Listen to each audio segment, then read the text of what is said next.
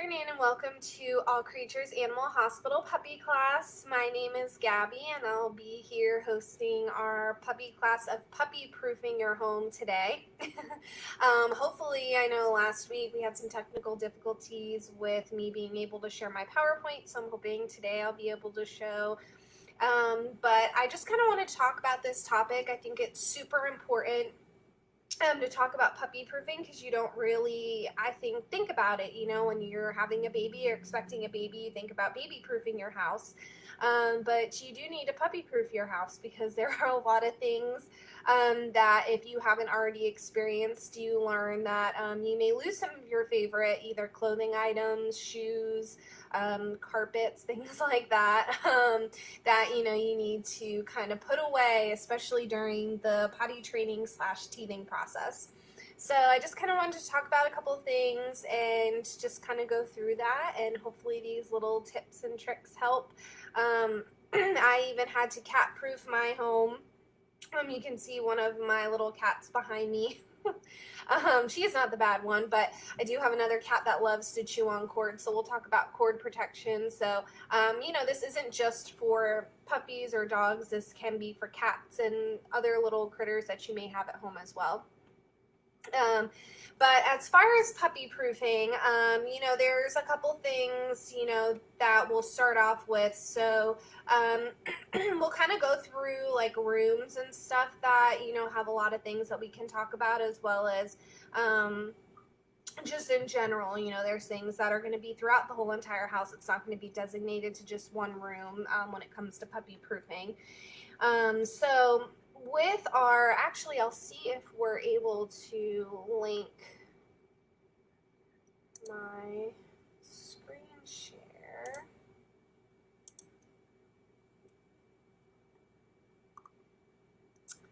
Let's see.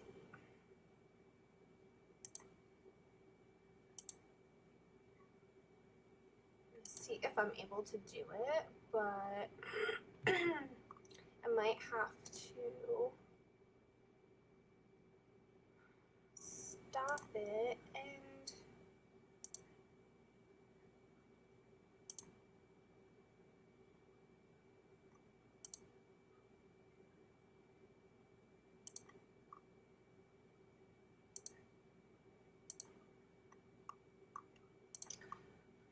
don't know why it's not cooperating these last couple of weeks. Let's see. Let me see if I can. I'm gonna, I guess, start another live video and see if I'm able to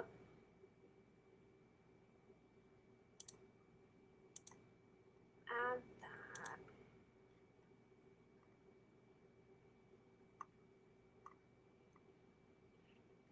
So let me end this class on puppy proofing your home. I'm trying to, I don't know why it won't let me hop in between the screens like I was able to a couple posts ago, but we're going to be talking about puppy proofing today, as you saw in my last live video.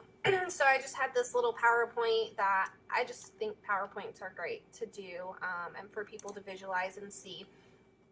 But as we were talking about with the puppy proofing, so super important to be puppy proofing your home, especially when you have a new little adventurous baby that is going through everything. So I just think, one of the biggest topics too is kitchen safety and just things you don't think about in your kitchen.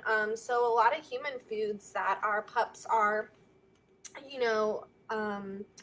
that are toxic to these guys. So some of these I have listed, and this is not the best picture, but chocolate is a big toxicity, macadamia nuts, apple cores, our meats like bacon, even, higher meats that are a higher fat content, so steaks, things like that, that are not good for your guy, these guys. As well as avocados, onions, we have grapes, raisins, cookies, so things that are typically on the counter. I had a husky mix that was notorious for getting on top of the stovetop and eating foods and things she wasn't supposed to eat. So, you have to, those are part of the kitchen safeties, puppy proofing your home, not leaving, a plate of cookies or plates of food on the counter where your, pups can get to them, especially if they're bigger dogs. They're quick to be able to get on the counter, like our German Shepherd puppies, our Great Dane puppies. Little guys, not so much, but you have to be careful because there's things that can drop on the floor when you're cooking that you just don't think about.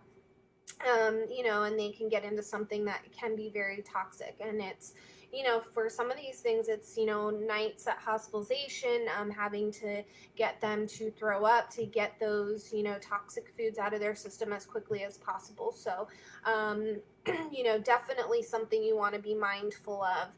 As far as different toxic foods. Cleaning supplies, you want to make sure those cleaning supplies are up. I, have my cleaning supplies kept under the kitchen sink, so you want to make sure that, your sinks aren't easily open. Some of these guys are very good at learning how to open cabinets and drawers, so making sure that if your dog or even cat is smart enough to be opening cabinets and things like that, you want to make sure that these supplies are somewhere safe, or if you need to get the little baby locks to, avoid those cabinets being easily opened, that's something that's super important as well. Sharp utensils, making sure that there's no knives or things that are left on the counter that somebody could knock down that could potentially, injure yourself or your pet. And trash cans are a big one. Again, my husky mix, she was very good at getting into trash cans and eating things she wasn't supposed to. And thankfully, there were never any big repercussions for that, but there can be, they can get into bones, into corn on the cob, different things that they're not supposed to, plastics, different ties, things like that. And even something very small can cause a huge issue. So if your dog loves getting into the trash can, you may need to find a trash can that has a secure lid. You may need to find somewhere else to store it instead of maybe being out in the kitchen under a sink or something like that. So those are just some puppy proofing kitchen tips that we have. And then living room safety, and bedroom. So this kind of goes too for like most of the house, but making sure small objects are out. It's really easy to drop, coins on the floor when you're doing laundry, jewelry if, your earrings or something get knocked off. But making sure that these things are up and out of the way so, none of your pups can get into these objects because some of these can have really fatal repercussions for them getting into those. Sewing needles, things like that, just small little things. You need to make sure to do a sweep. Look under your couch. I have a part under here that says block underneath your bed or couch. So make sure, especially when you bring a new baby home, you're moving your couches and underneath your beds to make sure that there's nothing little left behind or something that got knocked under there. And making sure, they can't get under there. Sometimes, your pups can go sneaking under there and then get stuck. So you might have to block that off so they can't get under there. Or, if they can get into, a portion of your couch or underneath the cushion. I've had a chair that was, had to be opened up to fix, and then my cat would climb up in there. So, things you just really don't think of. So making sure that that's blocked, if your pup gets under there and then can't find their way out or get hurt. Another thing, so fragile items, glassware, vases, make sure that if you have a really fragile and important piece that you don't want to get ruined, it might be good while you're going through the puppy training stage to put it away somewhere safe. Especially, with our puppies, they're running around, they have lots of energy, they're bumping into stuff, they can't really figure out their footing yet. So, it's super common for things to get broken that may mean a lot to you. And it's happened to me, even with my cats being over a year out of their kitten stage. I've just learned that there are certain things that I can't keep out anymore because they happen to get knocked down in the process of them playing and chasing each other. So, that's something to really think about.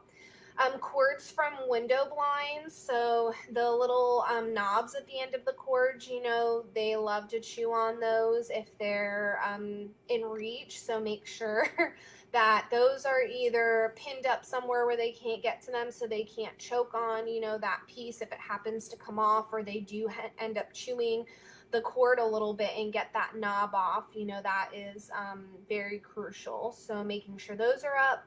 Recliners or rocking chairs or any kind of really chair, not that you have to get rid of it, but just to be aware, especially if you have little guys, these little Malteses or Chihuahuas, or Morkies or Yorkies that are 2 pounds. If you have a recliner and you're sitting on it and you have the seat up and you can't really see around you, those guys always love to pick to be right under your foot, right under the chair, and you don't want to end up having to hit them with the recliner or the rocking chair that can, possibly break a bone or hurt them in any way. So just to be mindful, either blocking it off or just really looking hard to make sure that you don't miss your baby underneath those chairs, if you have those at home. Litter boxes. So if you have a cat at home and then you're bringing a pup in, dogs love to go for that litter box. So making sure that those are blocked off so your dog can't eat it. You don't want them to have an upset stomach from eating that. If your cat happened to eat something they weren't supposed to and passed it, and then your dog goes into the litter box and ends up getting that can be an issue. So make sure your litter boxes are protected. And then electronics and cords. So controllers, we've talked about in teething. None of these are acceptable things to chew on. So we want to remember that positive reinforcement and redirecting. So make sure you have plenty of toys to keep them occupied. The Kongs, the chews, different things like that we've talked about in a previous episode. And if you haven't, heard or watch that video, you can definitely look back on our Facebook page here, or go to our YouTube channel, and there is a video on teething that we talk about different kind of options of toys, things like that, to keep them busy. But you want to make sure you never scold them for getting into things that we've talked about here that they're not supposed to get, but to just praise them for the good that they're doing when they are chewing on a toy they're supposed to, and just kind of redirect and give them those opportunities to play with other stuff. But going back to the electronics and cords, make sure there's no remotes out, because that can be expensive, as well as cords. I've probably, with my cat, I've gone through like 3 Alexa cords that I've had to order and reorder, because I was stubborn and just thought, oh, well, if I just keep replacing them, eventually she'll stop. Well, that didn't happen. So I ended up getting these pet cords, which I provided a picture, and I found them on Amazon, and they're actually really cheap. These aren't the exact one. It looks like these ones are like a plastic clear tubing. I got like a black mesh one that I liked better, and it also kind of matched the color of the cord, so it just kind of blended a little better. It didn't feel like I was, it just kind of matched better with everything at home as far as like decorating and stuff, because it bothers me when things don't match. But this was just an example, but the mesh cord really helps, and I have it for under the wiring on my electric bed, because I have the mounting piece that allows you to elevate your bed. And I have the cord cover on that because she has gotten to that. I have it on all sorts of cords, Xbox cords, because it does get really costly. So it's just better to have those cord protections. And in addition to it costing you money and being a pain to having to get those cords replaced and ordered, it can be dangerous for them, because if they are chewing on something that's plugged in and electric, obviously there's electricity going through it, they can shock themselves. So, this is great to have too with rabbits, guinea pigs. We talked about my cats, dogs, things like that. So it's useful for not just dogs and cats, but for other little critters that can be going around the house and getting into stuff.